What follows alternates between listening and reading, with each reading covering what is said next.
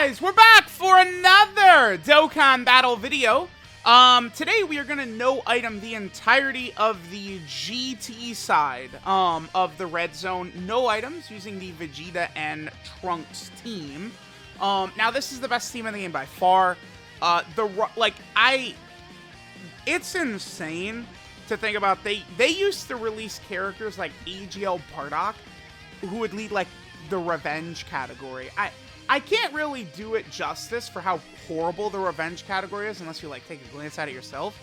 Like, think about the fact that they release like revenge, special pose, right? Like these rapid growth, like pretty much like back to back to back, pretty much. And then like nowadays, they drop shit like this and Beyond Super Saiyan and Fuse Fighter. So Dokkan, just massive W's this year.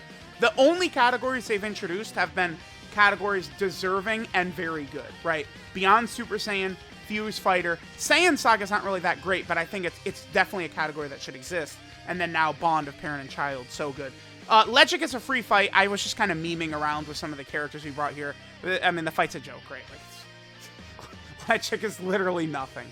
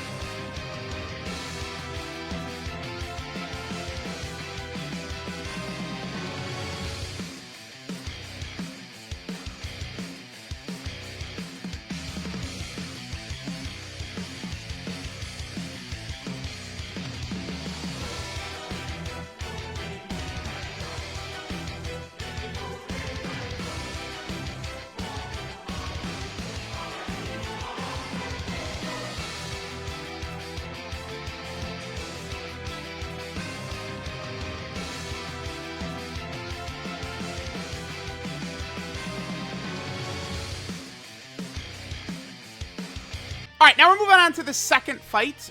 This is going to be Lord Luud. Again, just sort of further elaborating on that point of how good the Bond of Parent and Child category is. We really are able to use just such a vast array of characters. Like, I could really drastically change our setup in basically every single fight, right? Just sort of maximizing using the types of characters to, you know, kind of just play towards having type advantage in a lot of these tougher fights, right? Because I think the smartest way to build, like, your teams for Red Zone is usually to kind of, like, just set yourself up to have a lot of type advantage characters for the final phase or the strongest phase, right? That's why, I mean, Namek Goku's a controversial unit right now. That's why you definitely want to run Namek Goku against, like, Rilldo, who's a very tough fight because he can lock. But Rildo's final phase is tech. So it's like, you know, Rilldo locks Namek Goku in slot 1, and Namek Goku's just going to cook anyway, right? Or you run Namek Goku against, like, Bojack, because Bojack is the strongest tech enemy in the game, right? And he also locks. So you're able to sort of, like, rock Namek Goku in there. You get locked in slot 1. Oh, no, Namek Goku's going to do 50 million damage anyway, right? Or, I don't know, a lot of these tech characters, Goku and Gohan, Tech Kefla, Tech Gogeta, right? I like to use them when fighting Android 13, who's not really too tough because it's just AGL phases, or against Broly, who, you know, has basically the toughest phase in the game, which is his, his double super AGL phase, which is just a nightmare. Now, Lord Luud is, again, pretty free. I think his second phase, his Pan-Absorbed phase, he could do damage, but you know, like, he could do damage, I guess, but, like, this, again, these first two fights are nothing, but the GT side of things does kick it up, right? The next fight is definitely very tough.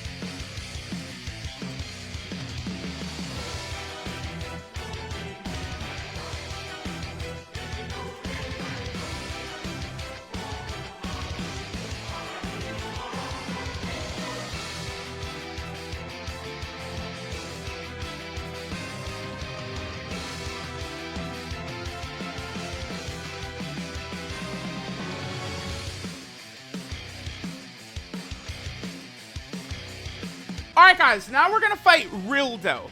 Again, Rilldo is a really tough fight. Even though he's only the third stage here in the GT side of things, he is incredibly difficult, right? So the thing that makes Rilldo so tough, there's two things. Rildo's final phase, he actually locks quite often, which can be devastating, right? So you want to be very cautious about AGL characters you're going to bring into this fight, right? You know, you could get away with, like, AGL UI Goku, or maybe, like, AGL Jacko or something like that. But for the most part, you know, maybe a character like AGL Evolution Blue Vegeta, I would not run in here, for sure. So, you know, we're definitely want to bring a lot of powerful int units for this fight. The other thing that makes Rilldo very tricky is that in every phase, Rilldo lowers your defense. Every single phase. If he super attacks you, he lowers your defense. If you guys are longtime players, you'll know that, you know, having your defense lowered can be very devastating when you're going up against bosses of this caliber. So, we definitely do have to be careful. Now, this is another character who has had, I mean, just massive strides towards being stronger. Majin Vegeta. This Majin Vegeta, I'm gonna do kind of like, I think I'm probably gonna do 3 tier lists in the next couple of days here. I'm going to do Dokkan Fest LRs, I'm going to do EZA TURs, and then Dokkan Fest TURs. I'm going to do updated versions of all 3. Majin Vegeta is probably going to skyrocket up my list, because I just, in this setting, you know, he links great with Vegeta and Trunks. Vegeta and Trunks activate Majin Vegeta's condition. Vegeta and Trunks are the best defensive unit in the game, the best slot 1 unit in the game, which means now Majin Vegeta actually does settle into slot 2, and he's, like, this rotation is untouchable. Like, there's, you know, well, not the Vegeta and Trunks, I mean, they're still guarding for the first 5 turns, right?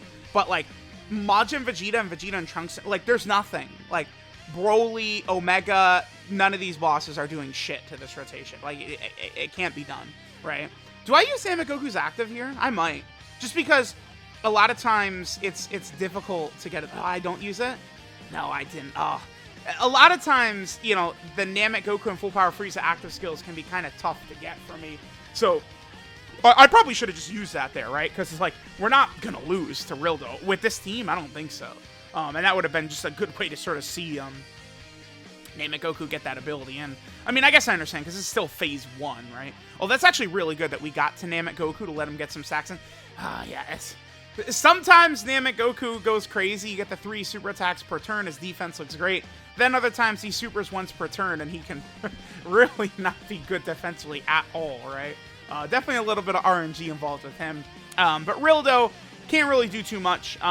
There's no character on the team that Rilldo could kill in the final phase, except for the Goku and Gohan. But, like, I'm just, you know, sort of making sure that they're able to get their 3 super attacks. And I think this is the last turn. We get the super attack in with them right here, and then we'll be able to swap into Gohan next time around, and we're going to be good to go. So Rilldo can be very tough, but we have the pieces in place to destroy him. Even if Vegeta and Trunks get locked out of slot 1, too, which Rilldo can do, their defense is going to be so high with type advantage that Rilldo is going to be doing no damage to them anyway. Look how tanky Rilldo is, too. Like, he actually, you know, we have some very powerful units here. And Rildo's eating a lot of these hits very well. Okay. So, all right, there's the Rilldo fight. Again, we pretty much managed to obliterate him pretty easily. This is, I think, the easiest I've ever beaten Rilldo. I'm pretty sure I lost to Rilldo with AGL Cell's team. I'm pretty sure I did. I think I lost to Rilldo maybe once, and maybe I lost to Baby once with Cell's team. I don't know. I can't remember. I'd have to go back and watch the video and see what I said back then. But like this, I don't know. I've never really felt like this in control. Like, none of these red zone fights were even tough. Like, even Broly, like, at all times with this team, I just feel completely in control. It's insane. Like, the 7th anniversary LR teams are not like this, right? Like, a lot of the fights were still tough, right? With the gods, Omega was tough, Super 17 was tough. A lot of these fights were tough. This team is just like a buzz. Like, there's nothing these bosses can do. It's crazy.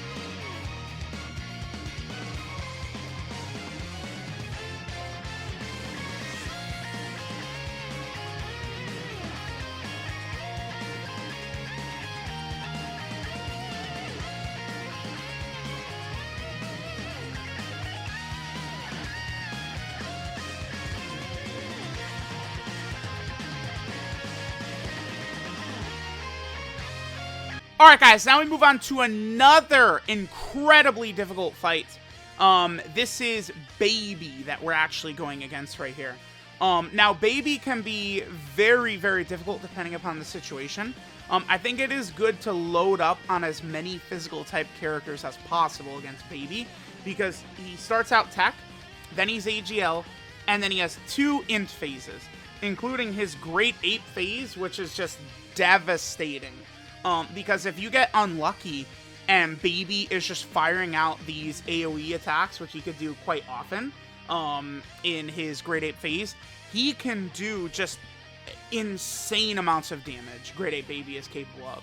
So you really have to be, I would say, like, very, very cautious when it comes to fighting that Baby, right? Because there's a lot of characters who typically can be quite good, right? Like really, really powerful. You know, they're able to get their super attacks off. You know, they're able to stack or get super attack effects. Blah, blah, blah, blah, blah. A lot of potential characters that could do good stuff like that. But Baby with his AoEs is often hitting you and doing a lot of damage before you even get a chance to sort of set some of these characters up. Now, it is pure RNG. I've fought Baby a lot where I've had a lot of turns where Baby has not even, like, done his AoE at normal, like, stuff at all as Great Ape. And then I've had a lot of runs where Baby has done the Great Ape AoE, you know, 3, 4, like 5 times, just really massively kicking in the damage, right? So it's like, there definitely, I would say, is a lot of RNG when it comes to that Baby fight in particular. But, like, that's why you really load up on a lot of physical type characters, right? Like, especially if we have, like, physical characters that could stack defense, like the Xeno Goku. Obviously, LR Super Saiyan 4 Gogeta is probably the best character in the game for this Baby fight, probably. Because, like, I mean, you get... I think Super Saiyan 4 Gogeta could probably, like, almost effortlessly one-turn Baby if he has a really good turn with his active skill. I think Baby is just going to be turned into absolute mincemeat, right? Like, if we're able to get that off. We're able to rock Physical Super Saiyan 3 Goku in here. Remember, Physical Super Saiyan 3 Goku, still a very, very powerful character, right? I think he is still phenomenal, and this is another 200% lead team for him, by the way. Physical Super Saiyan 3 Goku has, by my estimation, the most relevant teams right now. And Goku is getting the 200% leader skill, too, from multiple teams as well, right? Because remember, Physical Super Saiyan 3, he is getting the full 200% leader skill in this team, right? Like, he's on Battle of Fate. So, you know, he's getting that full 200% buff right there.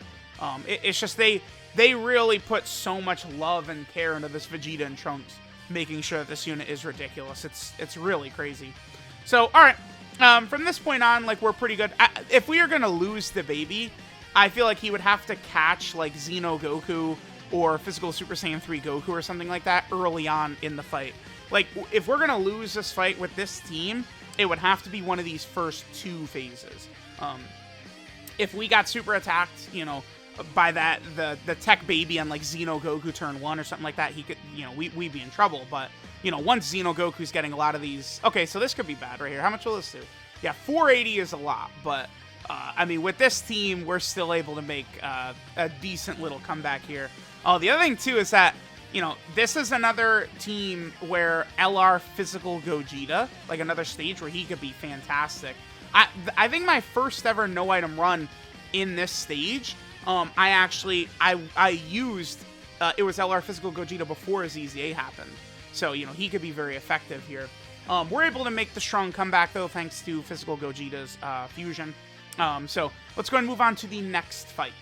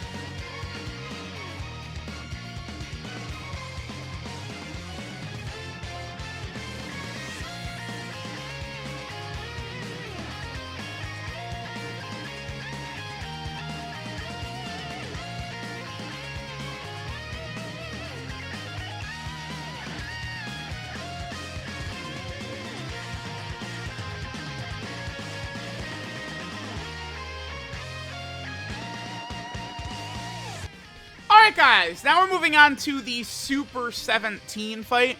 Super 17 really can be a difficult fight, I found. I think Super 17 can be very, very annoying. He hits very hard, very fast, right? The two 17s right here are very, very devastating characters who could do a lot of really crazy damage to us if we're not careful. And then, of course, LR, like the Super 17 boss, he does a ridiculous amount of damage as well. But, I mean, this team is just too good, too strong. It's like, you know, all these characters, like, you know, the LR Super Saiyan 4s, you go through all of these characters in this game, they're all good defensively pretty much. Like, once slot 1 is covered. Guess what? Guess what I'm going to say, right? Like, yeah, with them, double Vegeta and Trunks on the team, you know, this unit, to me, really shows the power of what a slot 1 defensive character can do, right? Because it's like, once you have that, it really removes your ability to be sort of caught oftentimes. Although I guess technically we did get caught right there. So I could have used Kid Gohan's active skill right here. I was thinking about it. But instead, I was like, okay, rather than use Kid Gohan's active skill, because, like, you know, maybe if we don't die next turn of Future Gohan, get the exchange out, which is what my intention is right here. If that doesn't happen, then I could just use Kid Gohan's active skill on the following turn. You know, heal us up, give the extra defense, guard, blah, blah, blah. But we are actually able to get it. Super Saiyan 4 Goku sort of got caught right there early on in the fight. So now we're going to be able to go ahead and do the exchange of Future Gohan into, you know, just Future Gohan himself. We do get the revive off, and then we actually get LR Future Gohan.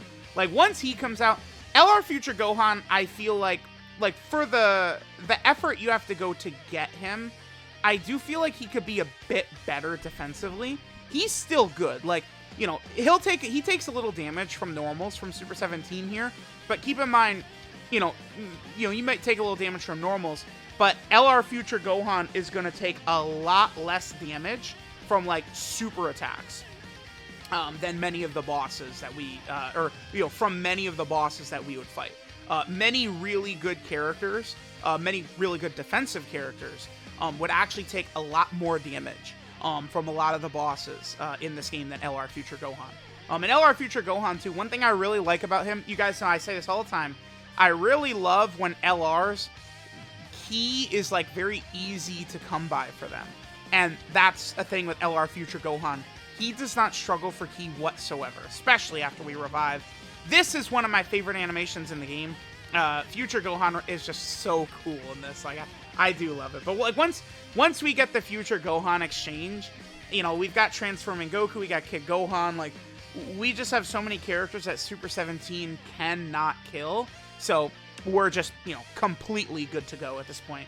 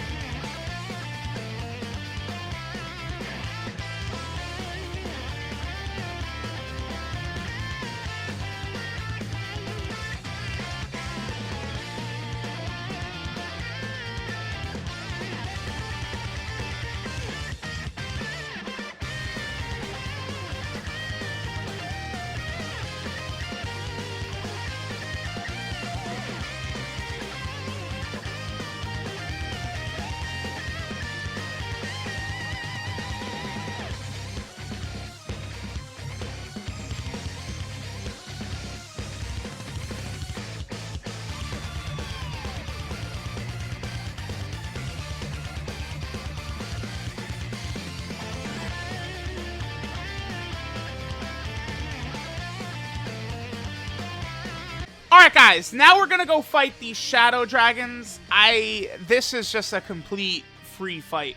You know, many times I've talked about how Vegeta and Trunks, their one weakness is how they do pretty much have to be in slot 1 to be effective.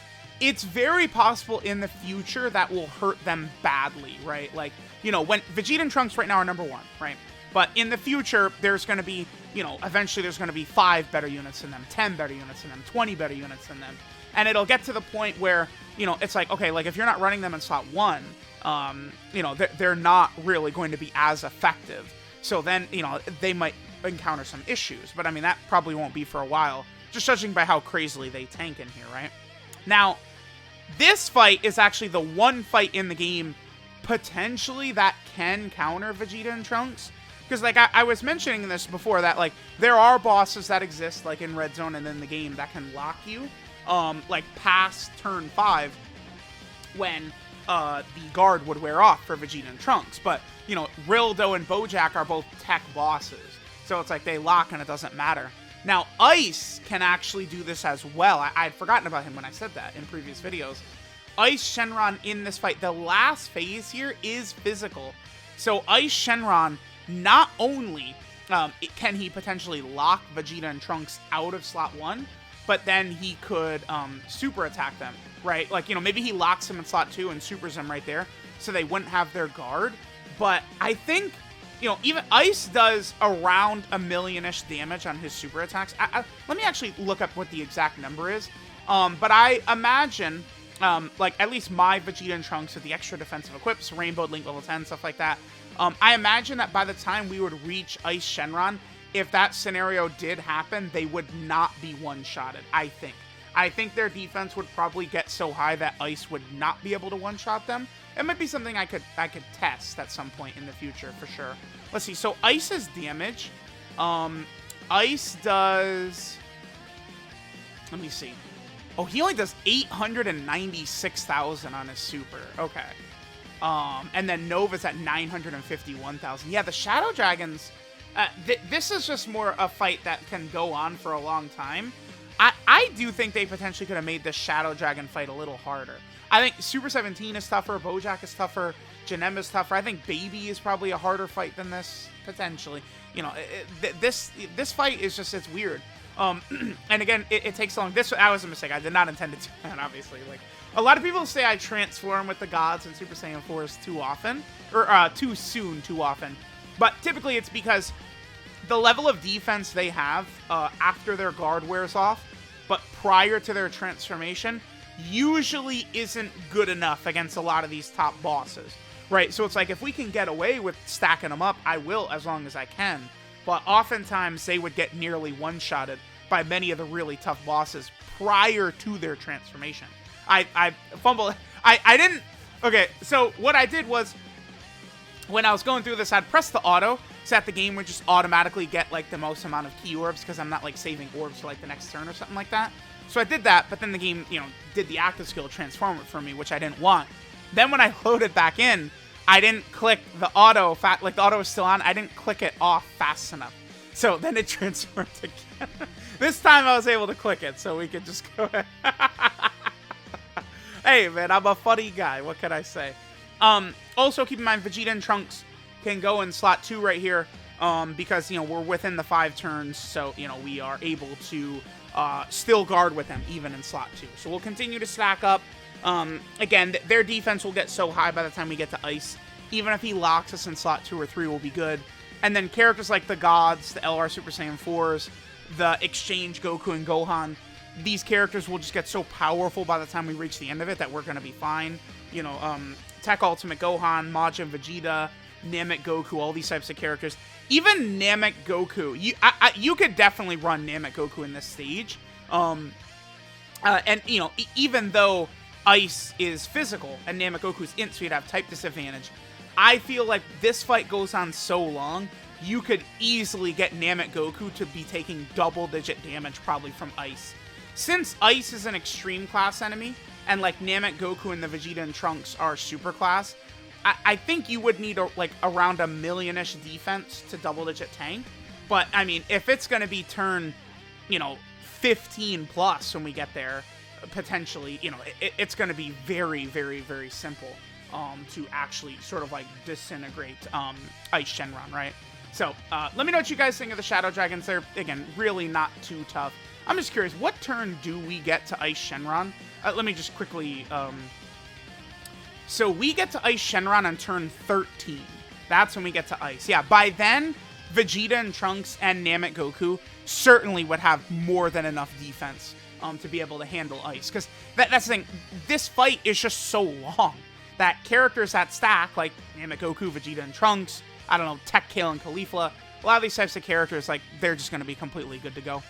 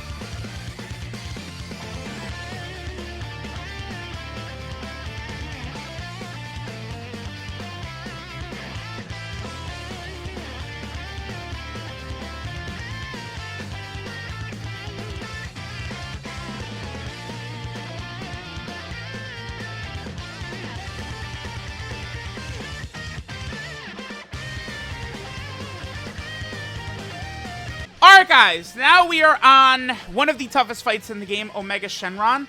And, I mean, this was a joke. That's it. This team. This is probably the easiest I've ever beaten Omega Shenron, I feel like. Like, this, it was just very free, very casual. I do want to be careful on really hammering the point home too much that Vegeta and Trunks are #1 in the game, which they definitely are. But it's like, this is the type of fight that really does show me that. Like, the way their team dominates Omega, I like, you're not able to handle this guy easily like this with the double LR Super Saiyan 4 Gogeta team, with the double Gods team. But then Vegeta and Trunks, it's just, like I don't know, dude, it's just, it's all so free and easy, right? Like, you could build the exact perfect setup that we're, need to potentially destroy this, right? Like things work really good. I've mentioned it several times recently. Physical Future Gohan, I would probably argue is the best EZTUR now with this Vegeta and Trunks around. Physical Future Gohan is, a better S-Tier Ultimate Gohan, I feel like, in a lot of these, because, like, remember, S-Tier Ultimate Gohan, he procs his guard, and he's really effective, right? I think he could still take some damage from some of the really tough bosses, but, he would be able to survive super attacks and stuff like that often. Turles is good, but Turles doesn't really have partners. Evolution Blue Vegeta, really, really strong, consistent, powerful unit. But Future Gohan, with Vegeta and Trunks on rotation, is, like, he, like, doesn't really take damage. I think they did an outstanding, knowing that this Vegeta and Trunks was on the way, because when they released Physical Future Gohan, the Vegeta and Trunks was, definitely already penciled in for the Tanabata celebration, right? So, dude, like, Majin and Vegeta and Physical Future Gohan, we couldn't have predicted that they were going to make Trunks the best unit in the game, a Future Trunks the best unit in the game. But by doing that, they made those characters that, like, really eat off of a Future Trunks just go bananas with how good they are now, right? Majin and Vegeta is so good. Physical Future Gohan is so good. You could use them, I think, those two, in virtually every single stage in the red zone. I think Super 17 would do so much damage to Future Gohan, probably. But, like, besides, like, him, this is really not that bad. I don't really know. There's not really too much else to say right here. We have several characters who can survive Omega Super Attack. Majin Vegeta could survive Omega Super. Physical Future Gohan can. LR Super Saiyan 4 Gogeta is a great unit to put in slot 1 right there, or in front of Omega Super Attack in slot 3. Remember that we can't utilize Vegeta and Trunks to survive Omega Super because they do have to stay in slot 1, but it won't really be too big of an issue. And we also have Tech Ultimate Gohan. Tech Ultimate Gohan recently, though, this dude has been really pissing me off because you can get very, very bad luck in this fight right here. If you, like, sort of jump in and routinely Omega's sealing Tech Ultimate Gohan at the start. It's happened to me recently a lot where I would start this fight and Omega's sealing Tech Ultimate Gohan, right? Like in the first couple of phases, so we can't stack. Remember, Tech Ultimate Gohan, in my opinion, turn 1, his defense has faded, right? Like, if you're talking about Tech Ultimate Gohan before he super attacks, in these red zone fights, he could take a lot of damage turn 1. But, I mean, he's a greatly stacking character. Like, once you get to, like, your second super attack with him, you don't really have anything to worry about from, like, nearly any boss in here. A beautiful turn right here, by the way. This is a great example. It doesn't often go like this. Against this Sin Shenron, we have to transform into Super Saiyan 4 Gogeta. I can't leave them as Super Saiyan 4 Goku and Vegeta if they're going to be in front of hits from Sin, because Sin would do 1,000,000 damage to Goku and Vegeta. But Super Saiyan 4 Gogeta, he would be able to take it, right? Like, he could survive. But if Sin is not going to attack the middle slot, then we don't have to transform, right? So it's just, that's one thing, right? A lot of people criticize me, say I transform with them too early, but it's more so an instance of a lot of times these bosses dictate the fight and they force your hand. If you can get away with not transforming, sure, but a lot of times it's not really your choice. They make you transform. But that, wasn't really an issue here. So, I mean, there we go. Okay, that actually right there was a good turn, too. So, Majin Vegeta on this turn, right, now, like, his int orb changing can turn into, like, a lot of HP regeneration, too. Because we can give those int orbs, rather than give them to Majin Vegeta, we could just give them to Vegeta and Trunks. And, you know, if we get 6, 7 int orbs, they're healing hundreds of thousands of HP. So, again, Majin Vegeta next to this Vegeta and Trunks, it's silly. It's silly how much better both of them are.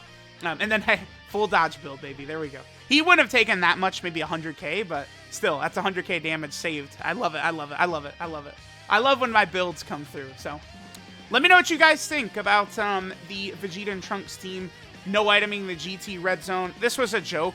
None of these fights were tough. None of them put up a fight. This is the best team in the game. By like, there's not even a second best team in the game. This team is so good. It's just, you can build it any style of team you want to build, you could do here. Any characters, like whatever you want to prioritize, you can do. Defense, offense, like it's all available to you. So just a truly breathtaking and incredible team, I think, this Vegeta and Trunks team. So let me know what you guys think. Thanks for watching, and I'll catch you guys next time.